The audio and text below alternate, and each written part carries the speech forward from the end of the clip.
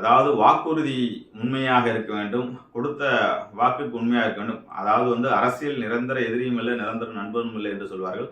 ஆனால் சூழ்ச்சி அரசியல்லே அதை ஜெயித்து விட முடியும். எம்ஜிஆர் அவர்கள் 13 ஆண்டு காலம் முதலமைச்சராக இருந்தால் நம்பிக்கையான மனிதர்களை கூட வைத்திருந்தார். நம்பிக்கையான விஷயங்களை கலைஞர் அவர்கள் இத்தனை ஆண்டு காலம் அரசியல் நிற்பதற்கு கூட்டணி கட்சிக்கு உண்மையாக இருந்தார்.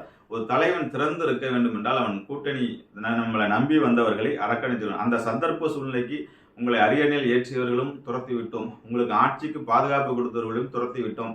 அதுக்கப்புறம் கூட்டணி என்று நீங்கள் தவித்துக் கொண்டு தன்னந்தனியாக மெகா கூட்டணி வைப்பேன் அப்படின்னு சொல்லிட்டு இருந்த காலகட்டத்தில் உங்களுக்கு அறுதுணையாக நண்பனாக உங்களுக்கு நீங்கள் உத்தரவிடுங்கள், தமிழ்நாடு முழுவதும் நான் பிரச்சாரம் செய்கிறேன் என்று விஜயபிரபான் நின்றார். அப்படியாப்பட்ட எந்த கூட்டணி கட்சியும் இருக்க முடியாது. இப்போ திமுக கூட்டணி கட்சினா வந்துட்டாங்கன்னா சின்ன கட்சியாக இருந்தாலும் சரி, பெரிய கட்சியாக இருந்தாலும் அரவணைச்சதை கொண்டு போயிட்டு. ஆனால் எடப்பாடி தேர்தலுக்கு மட்டும்தான் கூட்டணி, கொள்கை வேறு கூட்டணி வேறு என்று தேமுதிகவுக்கு மிகப்பெரிய துரோகத்தை செய்யக்கூடிய விஷயம். அதாவது நான் ஆரம்பத்திலே சொல்லி கொண்டிருந்தேன். அந்த பார்லிமெண்ட் ஏப்பமான சமயத்தை இது அன்னையார் அவர்கள் இது சட்டப்பேன்றதுக்கும் தொடரும் அப்படிங்கிறத அவங்க அழுத்தி சொல்லிட்டு இருந்தாங்க. ஆனால் பார்த்தீங்கன்னா எடப்பாடியார் வாய் திறக்கவே இல்லை. இப்பொழுது மட்டும்தான் ஆக மட்டும் காரியமாக மட்டும் ஒரு விஷயத்தை கையை பிடித்து விட்டு அதுக்கப்புறம் நடுப்பற போட்டாக்கா இன்னைக்கு செங்கோட்டையனோட அழைப்பறை இன்று பிஜேபியோட அழைப்பறை உங்களுக்கு குரல் கொடுக்க, உங்களுக்கு கரம் கொடுக்க, உங்களுக்கு ஒரு கூட்டணி கட்சி கூட சரியில்லாமல் இங்கு திக்கு தெரியாத ஒரு அகப்பையில் வச்சு நம்ம அந்த ஆப்போசிட்டை குரங்கு மாதிரி ஆப்பை தன்னால் அசத்திக்கிட்டு வாழை மாட்டிட்டு குரங்கு துவைக்குமா,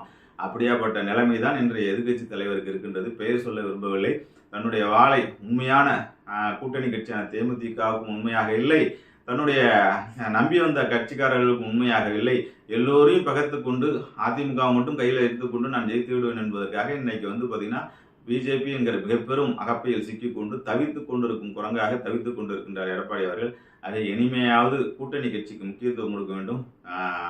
கேப்டனுடைய ஆத்மா மேலிருந்து பார்த்து கொண்டிருக்கின்றது. அவருடைய ஆத்மா அவர்களுக்கு யாரெல்லாம் துரோகம் செய்து கொண்டிருக்கின்றார்கள் அவர்கள்லாம் பழி வாங்கக்கூடிய காலகட்டம் மிகப்பெரிய வரும். ஆகவே தேமுதிகவுக்கு உரிய அங்கீகாரம் கொடுத்து அந்த ராஜ்யசபா சீட்டு கொடுத்து அவர்களை அரவணைக்கவில்லை என்றால் அதிமுக என்பது இருக்கிற இடம் தெரியாமல் அடையாளம் தெரியாமல் தான் போகும். ஆனால் இன்னொரு பக்கம் இந்த வாட்டி ஆளுங்கட்சி எப்பன்னு இருக்கு. அது மாதிரி பார்த்தீங்கன்னா எல்லா இடத்துலையும் வாக்கு வங்கி இருக்கின்ற தேமுதிகவை அரவணைத்து செல்வதுதான் எடப்பாடிக்கு புத்திசாலித்தனம். அப்படி இல்லை என்றால்